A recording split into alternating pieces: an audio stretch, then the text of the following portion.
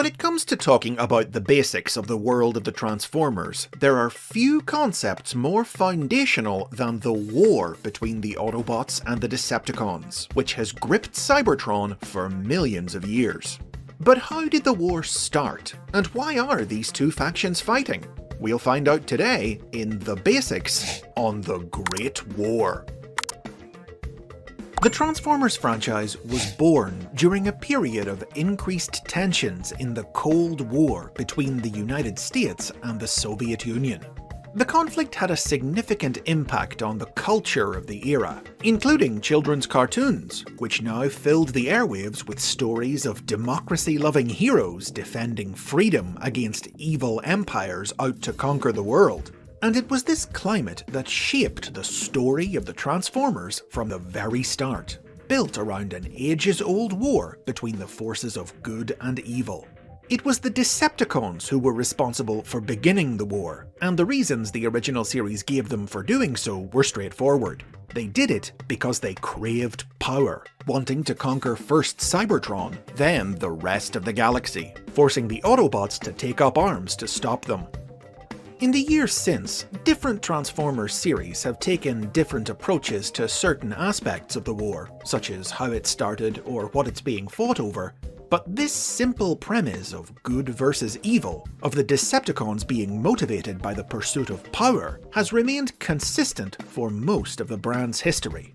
It's only in the last decade or so that their motives and the origins of the war have begun to be explored in a more nuanced way.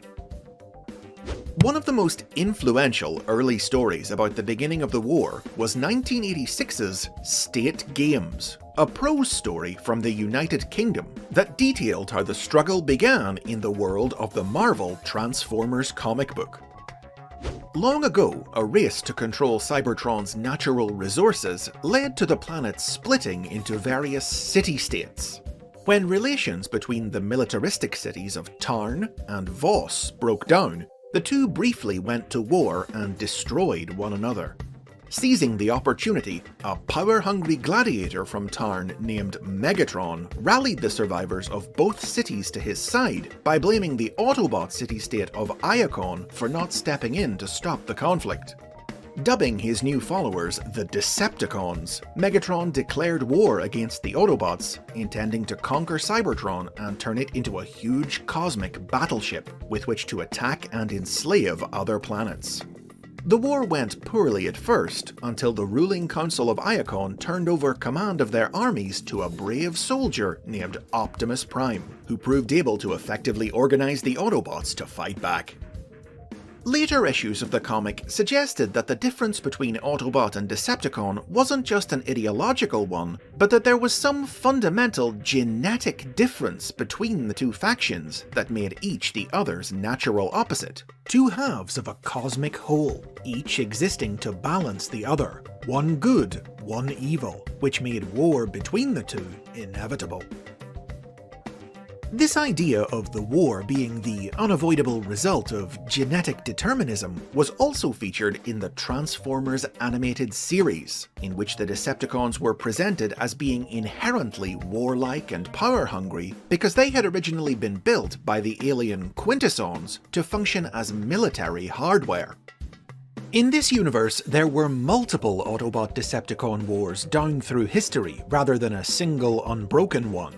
After years of such fighting, the Autobots were able to defeat the Decepticons by inventing transforming technology, and brought a golden age of peace to the planet. Until the creation of Megatron, who reorganized the defeated Decepticons and began the conflict the cartoon would name the Great War. In response, Autobot Elder Alpha Trion rebuilt the young Autobot Orion Pax into Optimus Prime to lead the fight against Megatron's army. But eventually, after millions of years of combat, Cybertron became drained of energy, forcing the Transformers to leave their dying homeworld. This last concept has remained a staple of Transformers storytelling in the 21st century, but not every idea about the war from classic media has carried over into newer series. For instance, the original comic and cartoon depicted the Autobots as being on the losing end of the war, with the Decepticons in control of much of Cybertron. But most modern series have presented the two armies as being on fairly even footing on their homeworld.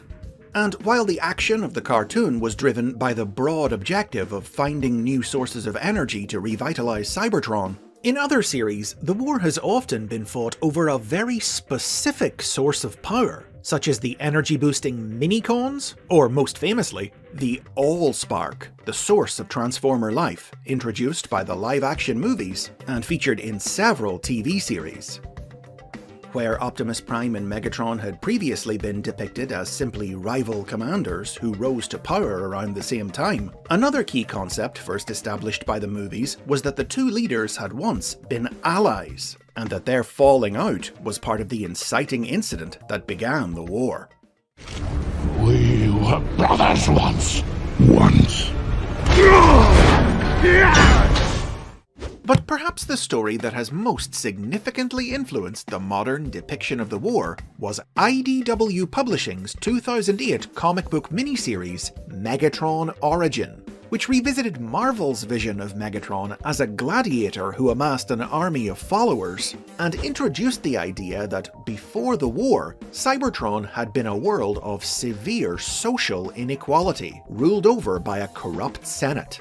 Megatron had been a miner labouring under this system, and he united his fellow downtrodden working-class bots to violently tear down this broken social order and seize power for himself.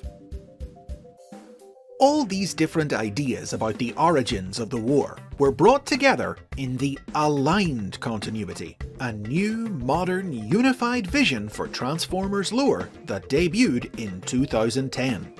In this version of the story, as related in media like the novel Transformers Exodus and the Transformers Prime animated series, pre-war Cybertron operated under a caste system that locked individual Transformers into specific jobs and positions on the social hierarchy from the moment of their birth, based on what they transformed into.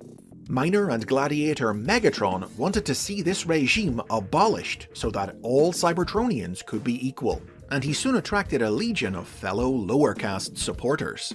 His movement also caught the attention of idealistic young data clerk Orion Pax, who became close friends with Megatron, though the pair disagreed over the best way to achieve Megatron's goals. Orion believed that the system could be peacefully reformed, but Megatron favoured violent revolutionary action and was already secretly directing his followers to carry it out. When the pair were granted an audience with the High Council to have their say, the Council were moved by Orion's words of peace, and appointed him the next Prime, Optimus Prime, charging him with leading Cybertron into the future. Furious at what he saw as his friends' betrayal of their shared ideals, Megatron cut off all ties with Optimus, and with his followers, began the war to take the power he believed Optimus had stolen from him.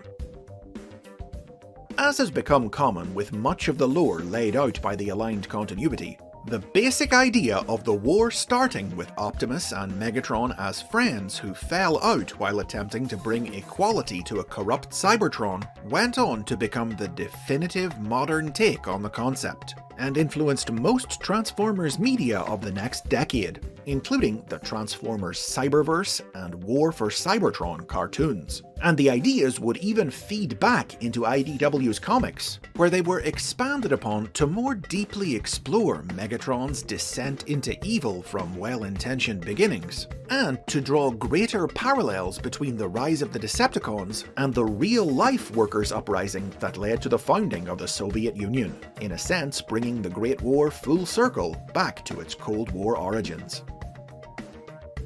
But as important as the war is to the story of the Transformers franchise, both the Autobots and the Decepticons fight in the hope that one day it'll end.